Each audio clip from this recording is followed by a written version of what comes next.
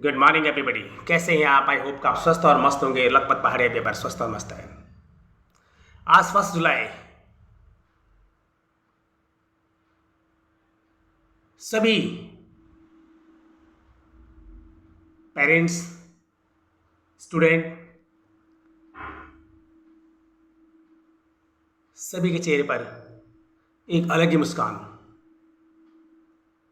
इसका रीज़न है कि पूरे महीने की छुट्टी काटकर आज 1 जुलाई को सभी के स्कूल ओपन हुए हैं और इस आकाश का आसमान ने भी बड़ी धूमधाम से स्वागत किया है। ठीक उसी वक्त आसमान से तेज बारिश छम छमा छम छम और बच्चे स्कूल के लिए अपनी बसों की तरफ भागते हुए।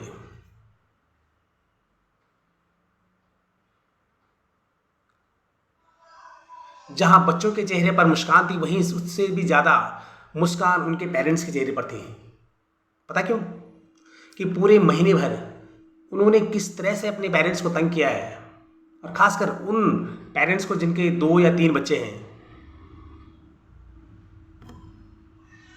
वैसे तो कोई समर वैकेशन में कोई अपनी बुआ के घर गया होगा, कोई अपनी नानी के घर गया होगा, कोई अपने दादू दादी के पास गए होंगे,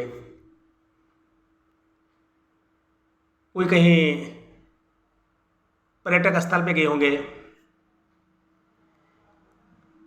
पर जो बच्चे कहीं गए नहीं, उन्होंने घर में ही चकाचौंधरी का काम जो किया है, बहुत डिस्टरबेंस रही है पूरे महीने उनके पेरेंट्स की लाइफ। और वो जो पेरेंट्स आज उनके चेहरे पर बच्चों से ज़्यादा खुशी नज़र देखने को मिली है मुझे कि चलो छुटकारा मिला है। 6 घंटे कम से कम स्कूल में मास्टरों का सर खाएंगे। कोई कोई पेरेंट्स इतने इग्नोर होते हैं कि उनको ये नहीं पता होता कि हम स्कूल में इतनी फीसें दे रहे थे, उसको सीरियसली नहीं, वो अपना पीछा छुड़ाने के लिए बस स्कूल भेज दे। वो घर उन्होंने वहाँ पढ़ाई की है कि नहीं की, घर में क्या उन्होंने उनका वो रिवीजन उन्होंने क्या किया क्या नहीं किया, ये इस पर कोई उनका तो कोई ध्यान नहीं है। पर ठीक है, स्कूल चले गए। उनको सिर्फ फीस देने से मतलब है, बच्चा पढ़े न पढ़े बस।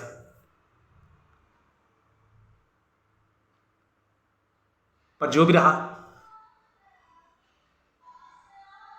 अच्छा रहा, और मैं कामना करता हूँ कि हर बच्चे की ज़िंदगी में ऐसे ही हमेशा खुशहाली बनी रहे, और उनका जो आज से जो फिर दोबारा रीओपन स्कूल हुआ है, पूरा खुशियों से गुजरे, सुख शांति से गुजरे।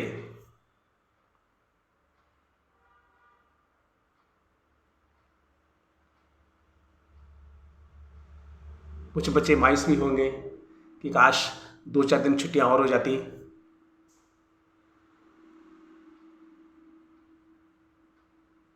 लेकिन नहीं। महीने की छुट्टियां बहुत होती हैं। हमारे ज़माने में भी ऐसी छुट्टियां होती थी। मैं भी मुझे याद है कि 20 मई से लेके और 7 जुलाई तक हमारे ज़माने में छुट्टियां पड़ती थी। एक्चुअली मैं पहाड़ी इलाके से हूँ, तो हमारे यहाँ जुलाई में बहुत ज़्यादा बारिश होती है। इस करके भी थोड़ा सा मुझे लगता है कि 7 दिन हमें दिए जाते थे कि चलो, लेकिन वो ज़माना कुछ और था। सारे स्कूल का शेड्यूल सारा चेंज हो चुका है। हमारे ज़माने में स्कूल की जो टाइमिंग था वो भी अलग था, और अब का जो टाइमिंग है वो भी अलग है। पढ़ाने का तरीका भी अलग है, हर चीज़ डिफरेंट है।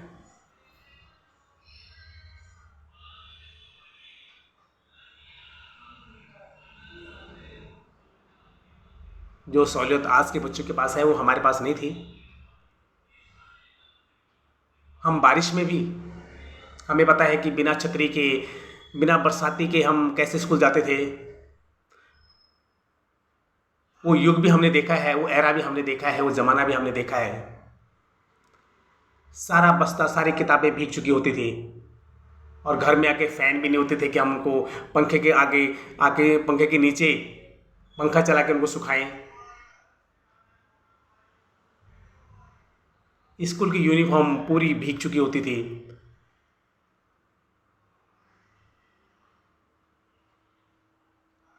और दूसरे दिन उसी यूनिफॉर्म को, चाहे वो सूखी है चाहे गीली है, उसी को पहन के दोबारा स्कूल जाना था, क्योंकि एक ही यूनिफॉर्म होती थी। ये मेरे ज़माने के, मेरे जो वक्त के लोग हैं, यार दोस्त जो भी मेरी वीडियो देख रहे हैं, कि उनको पता ही है कि हाँ, इस बात में 101% सच्चाई है। और आज के बच्चे के पास, आज का बच्चा यूकेजी का हो चाहे एलकेजी का हो, चाहे हमारे ज़माने में तो यूकेजी एलकेजी होता नहीं था, तो आजकल का जो बच्चा है यूकेजी एलकेजी या प्री नर्सरी जो भी होता है, तो हर एक के पास पहले तो 3-3 है, तो 2 यूनिफॉर्म तो कंपलसरी रखते हैं हर पेरेंट्स अपने माँ बाप बच्चों के लिए, क्योंकि इस ज़माने में फाइनेंशियली थोड़ा सा सहूलियत सभी को हो गई है। हमारे ज़माने में इकोनॉमिकली से फाइनेंशियली बहुत ज़्यादा मुश्किल होती थी। यही रीज़न था कि हमारे पास एक यूनिफॉर्म के अलावा दूसरी यूनिफॉर्म उपलब्ध नहीं होती थी। वही यूनिफॉर्म हमने पूरे साल चलानी थी। और मुझे याद है कि हमारे ज़माने में, अब तो सारा शेड्यूल ही सब चेंज हो गया कि अप्रैल में ही नई क्लासेस शुरू होती हैं, लेकिन हमारे ज़माने में मई और जून जो छुट्टियों के बाद नया शेड्यूल से नई क्लासेस शुरू होती थी। तभी हमारे पेरेंट्स हमारे लिए नई यूनिफॉर्म लेके आते थे, और जिनके पास जो फाइनेंशियली ठीक ठाक थे वो अपने बच्चों के लिए शूज़ सॉक्स वगैरह वो लेके आते थे। अदरवाइज़ मिडिल क्लास के हम जो बच्चे हैं वो हम चप्पलों में ही स्कूल जाते थे।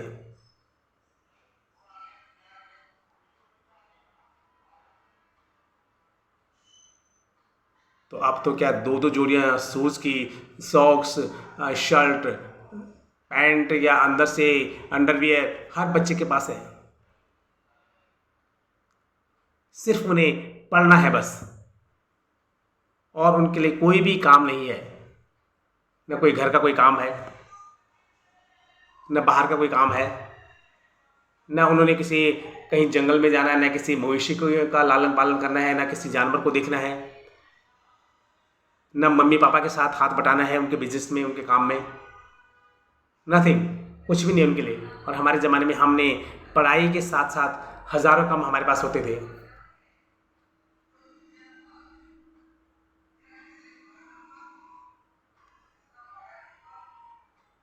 आजकल के बच्चों के लिए प्रॉपर सुबह नाश्ते के बिना उनको स्कूल नहीं भेजना होता है। लंच उनका टिफ़िन बॉक्स, लंच का जो टिफ़िन बॉक्स होता है वो उनके बैग में रखना है, पानी की बॉटल रखनी है। कभी कभी मैं सोचता हूँ कि हमने के कौन से जन्म में जन्म लिया है, कौन से एरा में युग में हमने जन्म लिया है। हमने सुबह पेरेंट्स ने हमें हमारे लिए तो कोई नाश्ता तो दूर की बात है, रखा तो खाया, नहीं खाया तो गए। टिफ़िन बॉक्स तो हमारे ज़माने में होता नहीं था, वो ज़माने नहीं था तब। जो हाफ टाइम मिलता है हमें 10-15 मिनट का जो इंटरवल होता है, जिसे हम इंटरवल कहते हैं, अब उसमें ज़्यादा से ज़्यादा बस स्कूल के बाहर एक छोटी सी मोटी दुकान होती थी, उसी में जिसके पास पैसे हैं वही 50 पैसे के या 1 रुपये के चने दुकान वाला देता था। वो भी सभी बच्चे नहीं, और सीधे छुट्टी के बाद ही घर में खाना खाना था। वो भी ये नहीं कि तुम्हें फ्रेश खाना मिल रहा है, सुबह का बना या दोपहर का बना हुआ, उसी को तुमने गर्म भी नहीं करना होता था, उसी को बिना हैंड वॉश किए हुए वैसे खाना था। और हमें कुछ होता भी नहीं था, हम बिना हैंड वॉश के सारा खाना खाते थे, सब कुछ करते थे, लेकिन हमें कोई इन्फेक्शन में भी मुझे नहीं लगता कि हमें कोई कभी इन्फेक्शन हुई हो। और आजकल के बच्चे थोड़ा सा भी अगर डिटॉल से उनके हाथ हैंड वॉश ना करो तो तुरंत इन्फेक्शन, फटाफट डॉक्टर के पास चलो। हर चीज़ अवेलेबल हो गई है, शायद मुझे लगता है कि तभी इन्फेक्शन भी उसका फ़ायदा उठा रही है।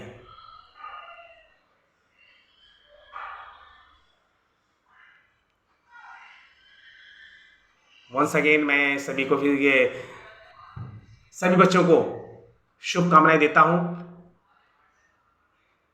कि रीओपन के बाद अपनी फिर वही पढ़ाई सच्ची लगन और ईमान के साथ अपनी पढ़ाई करें, मेहनत करें, और अच्छे से अच्छे अंकों में पास होएं, अपने माँ बाप का नाम रोशन करें, अपने स्कूल का नाम रोशन करें, अपने प्रिंसिपल का नाम रोशन करें, और आगे बढ़ते जाएं। जैसे कि अभी हमारे जो स्पेस पे गए हैं ऐसे ही कोई साइंटिस्ट निकले, कोई डॉक्टर निकले, कोई इंजीनियर निकले, कोई एडवोकेट निकले, तभी हमारे देश का विकास होगा, क्योंकि हर बच्चा हमारे देश का भविष्य है। धन्यवाद।